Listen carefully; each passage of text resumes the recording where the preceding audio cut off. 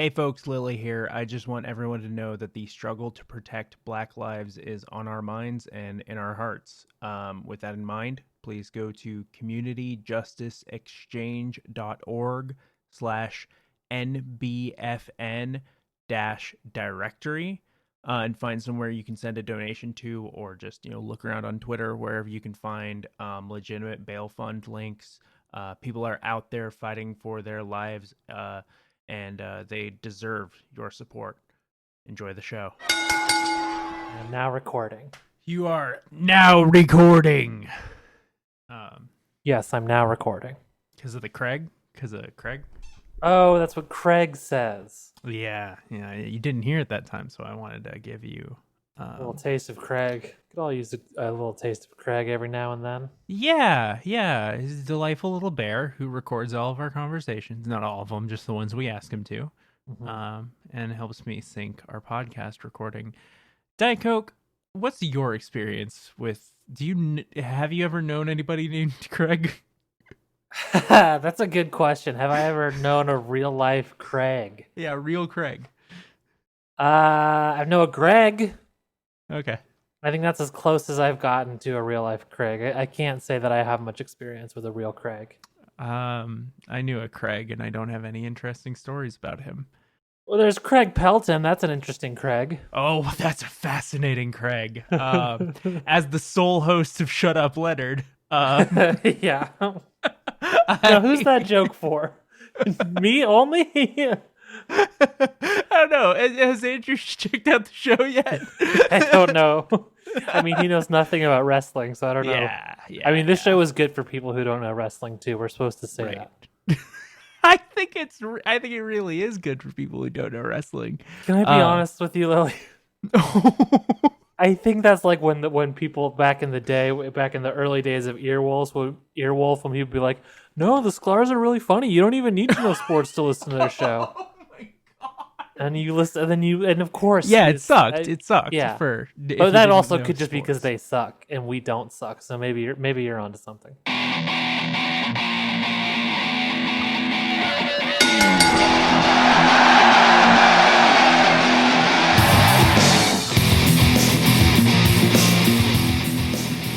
don't know if any of that was like a coherent or good cold open, but you should start the show now. Okay, welcome to the Big Match Minute. With more enthusiasm, please. Welcome to the Big Match Minute. I'm Diet Coke. And I am Lilith. And this is the show where we, for now, we break down the Firefly Funhouse match from WrestleMania 36 down minute by minute. And in other times, we'll do other matches. Other matches. Not necessarily all quote-unquote cinematic matches. No, we're going to do all matches. We're going to do every wrestling match that's ever been committed to film. Yes. This is a sort of Sisyphean punishment for the both of us. Yes. Until the end of time, we'll be breaking down every wrestling match minute by minute. Mm-hmm. But we're starting with Firefly Funhouse match. Yeah. At that time, I fucked up the word match. Yeah. Historically, I have struggled with Firefly Funhouse. That time, the word match was the hurdle I couldn't get over. Yeah. It's because I'm a lighter gal. Yeah. Enough silly business. What happens in this minute? Miserable. You sound miserable today. I was just saying that I have led us on enough tangents, and I'm ready to get down to business. This minute picks up. Yeah. John Cena has just been, given a talking to from Vince McMahon. The Vince McMahon puppet. Puppet Vince McMahon. Vince P. McMahon. Vincent Puppet McMahon. Excellent. And John Cena gives Vince McMahon a look that I very much enjoy. You had a very strong reaction to that look. John Cena makes the face that the protagonist of anti-drug PSAs make when they're offered marijuana. Yeah, I would agree with that. and it's just so so like, I don't want that stuff. Like, just like pure disgust, but like disgust in a way that suggests he is a wholesome person as well. Exactly. It's a good face. Face. There was some confusion surrounding that face while we were watching the minute together. I mean, yeah.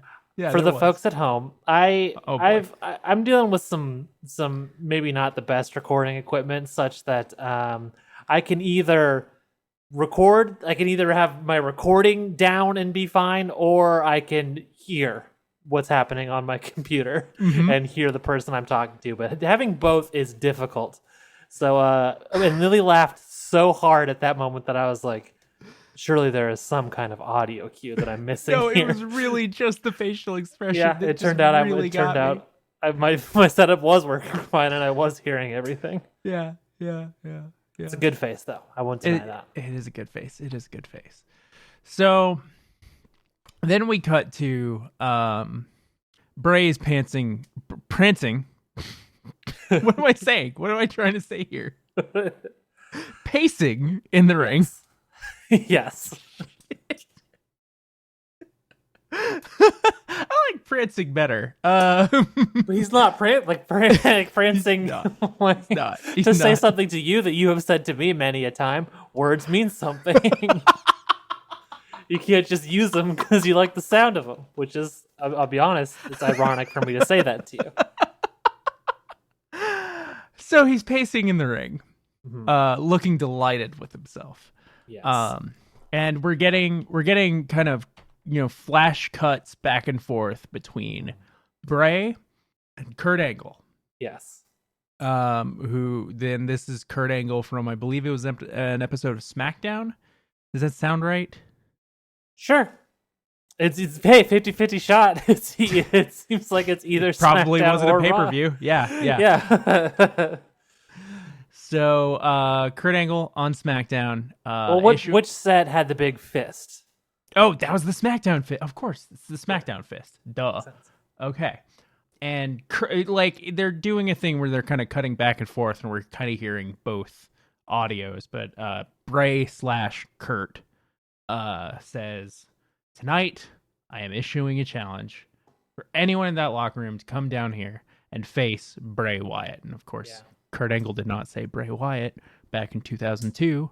That would have been wild if he did. Yes, it would have been. Back when Bray Wyatt was just a twinkle in Vince McMahon's eye. That's how that works. Yeah, it is. And now this is a legendary moment of wrestling history, the original Kurt Angle segment. Yes. This was John Cena's big break, if you will. Yeah, big debut. Not only his debut, but the beginning. We talk about all the different eras in WWE, which I don't know why that's so important to them outside of a couple notable ones, but they seem to really like that stuff. But this era was kicked off in this very moment when named after it. Yes, Kurt Angle issues the challenge. What makes you think you have what it takes to hang with Kurt Angle? And John Cena famously says, "Ruthless aggression." Yeah. Now, in this minute of this match, this Firefly Funhouse match,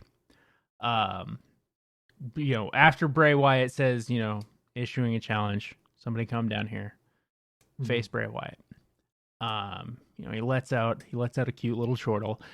Bray Wyatt, I could write a book about the laughs of Bray Wyatt. Bray Wyatt knows how to laugh. He's so good at laughing. Yeah. Cena comes out current Cena, wearing those old blue and orange shorts. Yeah. The old Cypress High School trunks. That is a reference for even fewer people. Hey, listen, we know that Andrew is not listening to this. There's a chance that someone who went to Cypress High School is listening to this. I've looked at our download numbers. It's pretty fucking slim, Emily. It's pretty fucking slim. If Justin Lin is listening to this, he got that joke. Yeah, the director of several of the Fast and Furious movies. Yeah. Is If Scott listening. Ackerman is listening to this, he got Oh, that joke. well, there we go. There we go. Because he's scouting us for. For Earwolf, yeah. Yeah. We'd fit in great. Oh my god. So John Cena looks weird in these shorts. He does. They're not.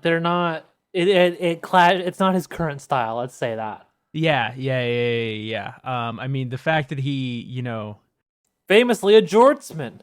yeah, and the jorts cover up a lot of like, I don't know. He just A lot looks. of what, Lily? He just A lot of what? he looks like I don't know how to describe it other than like Rocky or something like that. All of his body just looks very like there's a lot of like hard edges to it now. Yeah, you mean Rocky as in made of rocks, not as in the Yes. Sylvester Stallone character Rocky. Or Rocky Malvia. Sure, yeah. Or Rocky Raccoon, who the Beatles sang about. Yeah, any of these Rockies. Or, well, I guess kind of like the Rocky Mountains. Yeah, Rocky Mountain's kind of appropriate. Rocky Road Ice Cream? Right out. No. Incorrect. Very inappropriate. Very inappropriate. But as he's coming out, it does occasionally flash back to the original John Cena, in his little trunks. And I gotta say, that John Cena was cute as a button. I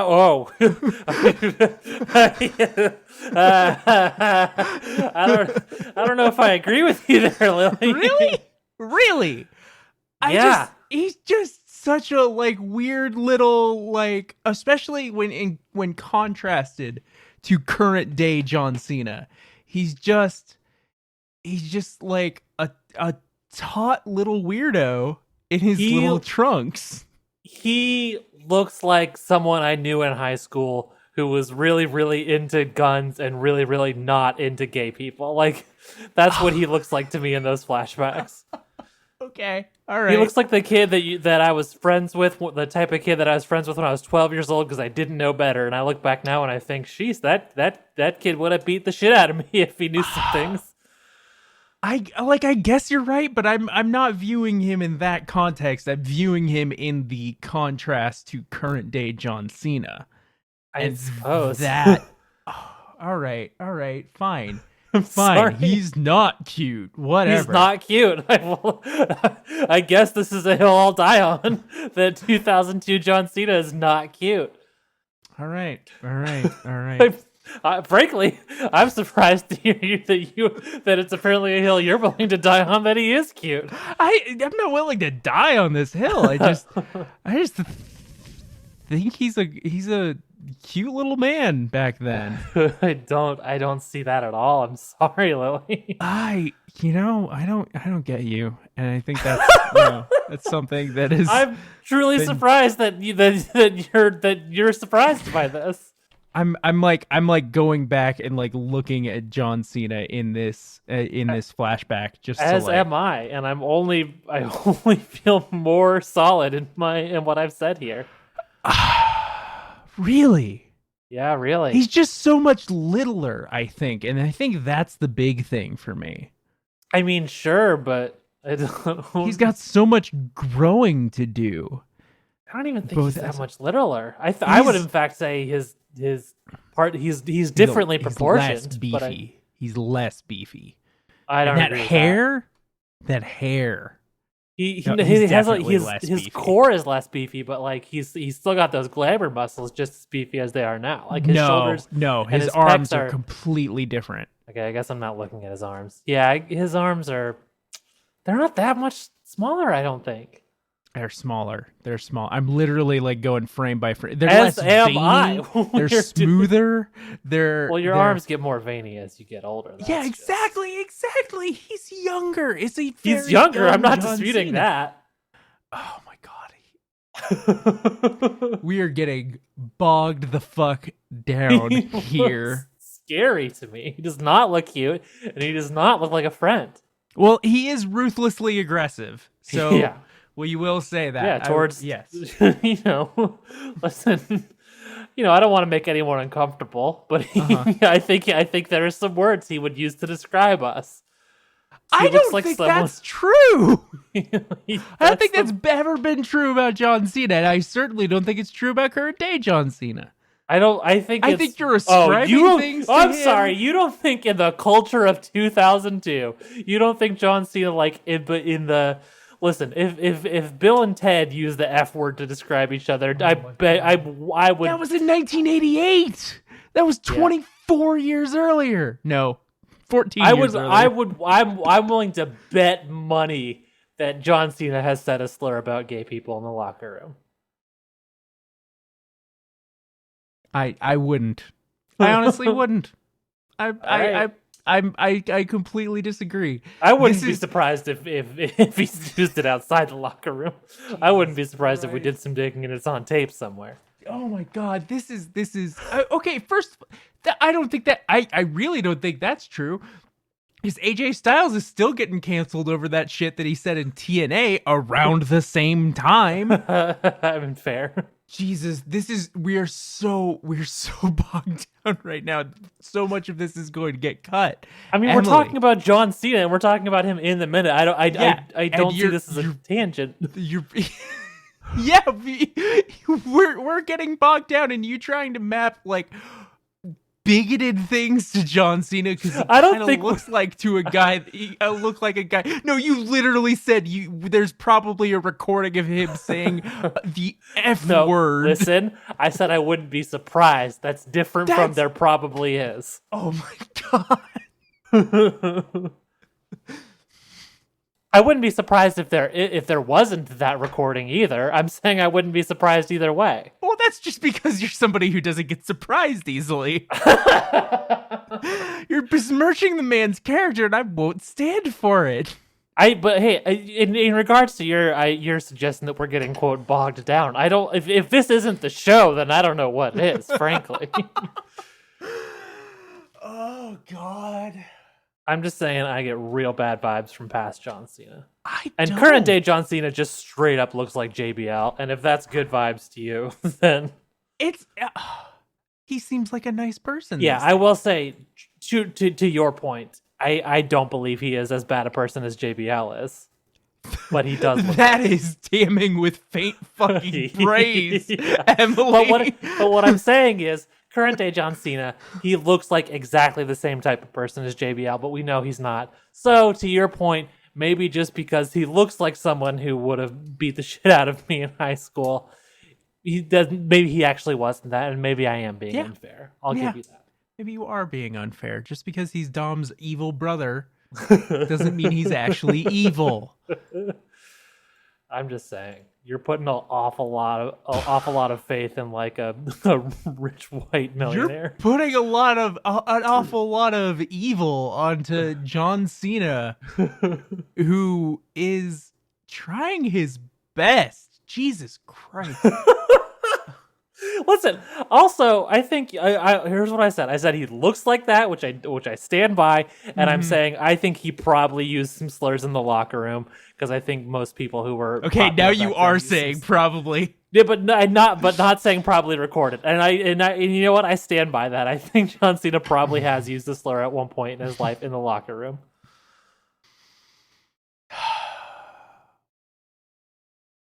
So what happens next to the fucking minute, Emily?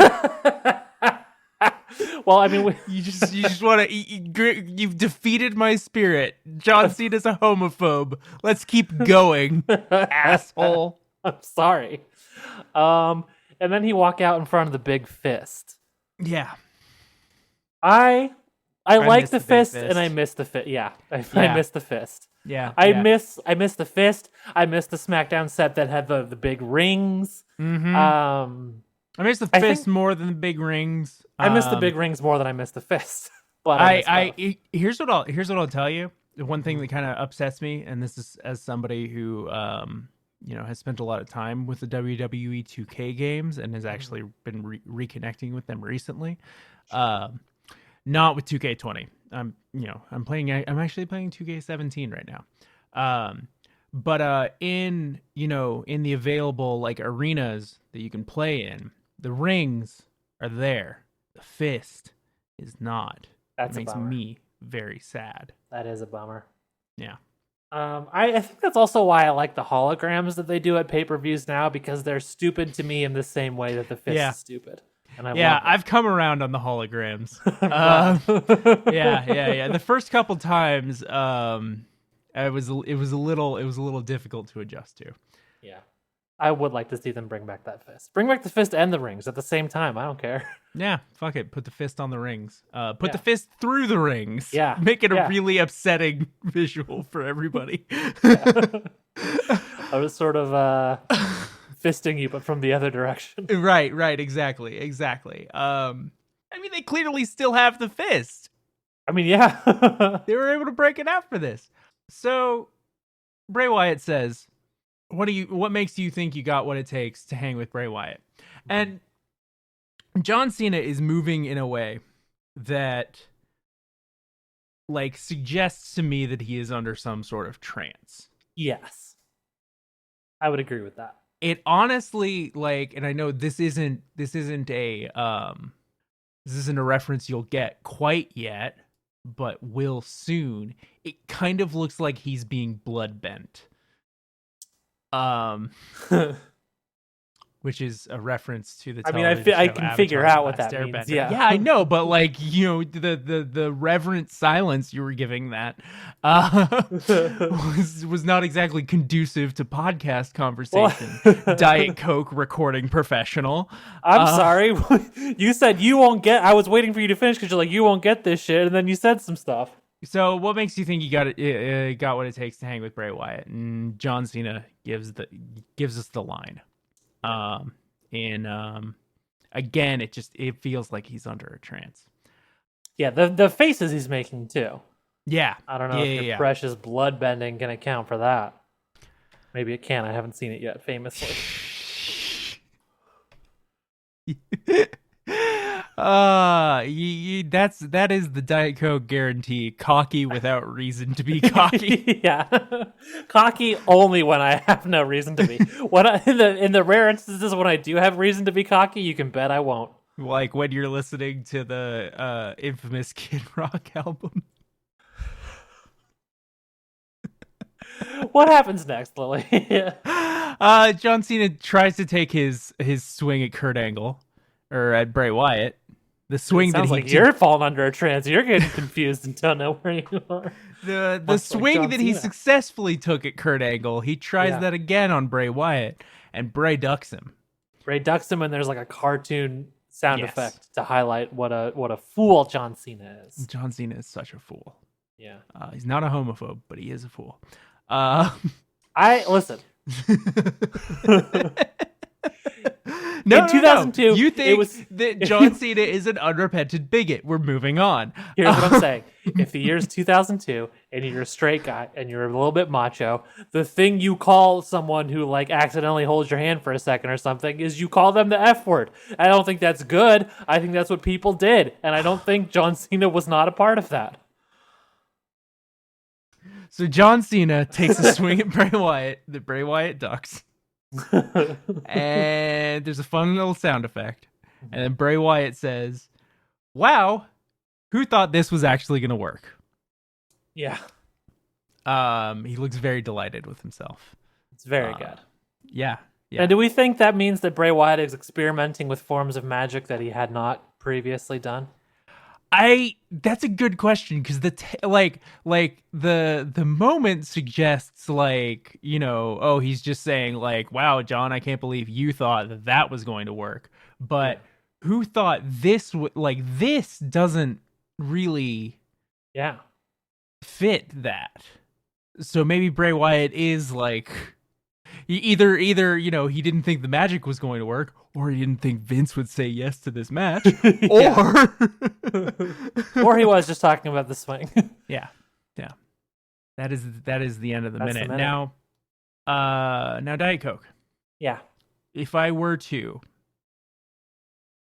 get out a little vial and in the This last is fucking going. in the last Idiot. in the last frame of this minute, which I'm looking at right now, Bray Wyatt is very sweaty, and if I wanted to use that vial to collect some of that precious Bray Wyatt sweat, and then save it for later, Weird. It's a weird bit. I would need a plug, is what I'm saying. So, Yeah, Emily, you do you have any plugs? Well, first of all, my name's Diet Coke. Second of all, I think I do have some plugs for you. Thank you. Much like Need that sweat. much like the retailer Adam and Eve, I have some plugs for you. What? That's me gobbling up all that sweat. Oh, gross. I do some other podcasts. One's called The Official Dunstan Checks In Podcast. The other is called Go Go Godzilla. On one of those, I talk about Dunstan Checks In, and on one, I talk about Godzilla, but I bet you'll never guess which is which. Oh. And one of them is poison. One of them is poison as well. That one's easy. It's the Dunstan one. Is the poison one. Yeah.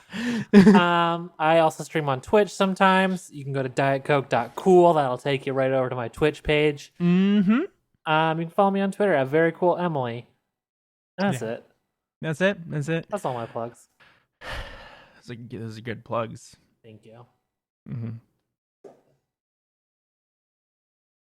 Do you have any plugs for us, Lily? I'm so glad that you asked. I make a podcast called Ghost Puncher Course, a tabletop role-playing podcast that is satanic and cool and heavy metal as fuck. We did just finish a major story arc that you should go listen to. If you're one of those people who's like, there's 40 episodes of this podcast, I can't do it, and start at episode 28 and then listen forward.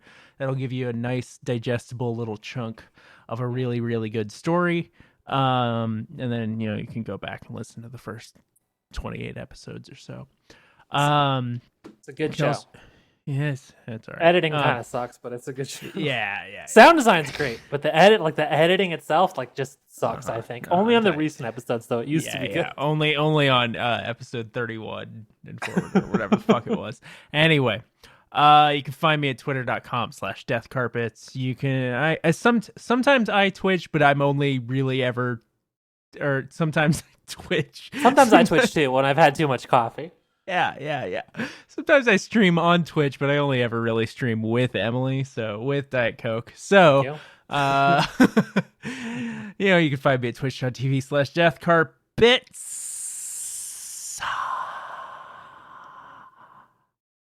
Anything else? Diet Coke. What's up? I feel like in order for us to be truly great broadcasters, we That's what you call female podcasters. Broadcasters. Yeah, in order for us to be two truly great broadcasters, we need to have, that natural pattern, rhythm, that rhythm, which I feel like we've been off of pretty firmly today because we got bogged down in some discussions about whether or not a perfectly nice man who just donated a lot of money to Black Lives Matter is a bigot or not. But if we were to have that pattern, I feel like we would need like a cool sign-off phrase for our show. Did we ever come up with one of those for this show? Oh, yeah, no, we didn't.